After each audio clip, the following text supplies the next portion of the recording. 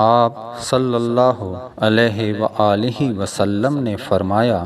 مسلمان وہ ہے جس کی زبان اور ہاتھ سے مسلمان بچے رہیں، اور مہاجر وہ ہے جو ان کاموں کو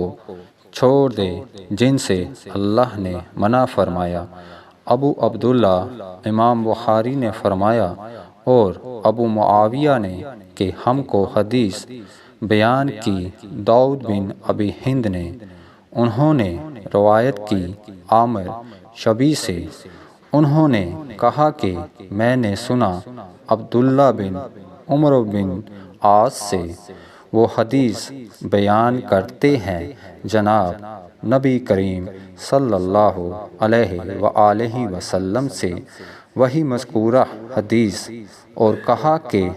عبدالعالی نے روایت کیا داؤد سے، انہوں نے عامر سے،